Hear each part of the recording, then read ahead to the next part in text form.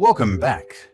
Before we look at the three foundational claims Jesus made, claims that define who he is and why he's so unique, we need to take a step back and ask a more basic question.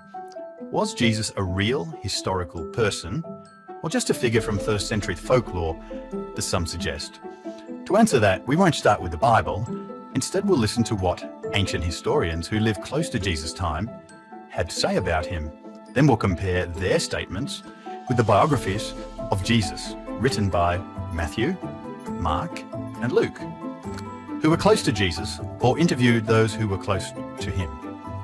These biographies are found in the New Testament, the second section of the Bible, and were written within 40 years of Jesus' death, which occurred around AD 30. So let's compare them now. Our first non-Christian source that we'll look at is Tacitus, a respected Roman historian.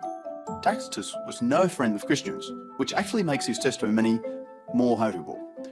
In Book 15 of his Annals, written around AD 115, he mentions Jesus. Here's what he says. Christus, from whom the name had its origin, suffered the extreme penalty during the reign of Tiberius at the hands of one of our procurators, Pontius Pilate, and a most mischievous superstition, thus checked for the moment, broke out again in Judea.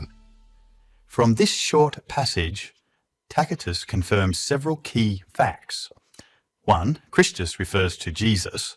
2. Jesus was executed by the extreme penalty, referring to crucifixion. 3. This happened during the reign of the Emperor Tiberius. And 4. The execution was ordered by Pontius Pilate, the then Roman governor of Judea. Now let's compare Tacitus to our New Testament biographies. The events and the dates recorded for us in Luke's account match precisely those given to us by Tacitus. In Luke chapter 3 we read, "In the 15th year of the reign of Tiberius Caesar, when Pontius Pilate was the governor of Judea." Mark adds further detail about Jesus' death. In Mark 15:15, we read, "Wanting to satisfy the crowd, Pilate released Barabbas to them, had Jesus flogged, and handed him over to be crucified." Now the second major historian we'll consider is Josephus, a Jewish writer who lived from AD 37 to 100. In his work, The Antiquities of the Jews, Book 18, Chapter 3, Josephus refers to Jesus. This is what he says. Now there was about this time Jesus, a wise man. He was a doer of startling deeds, a teacher of such men as received the truth with pleasure. He was called the Christ, and when Pilate condemned him to the cross, those that loved him at first did not forsake him, and the trial of Christians so named from him are not extinct at this day. Josephus was not a Christian, yet he confirms the following.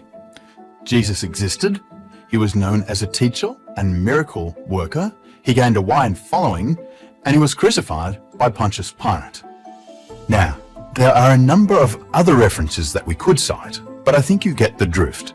It's an irrefutable fact that Jesus of Nazareth was a real historical person who lived roughly from 4 BC to AD 30, was executed by the Romans, and started a movement that would rapidly spread throughout the Roman Empire.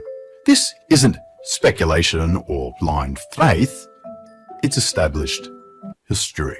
Now let's explore the first of the 3 defining features which make Jesus so unique to any other person who has ever lived.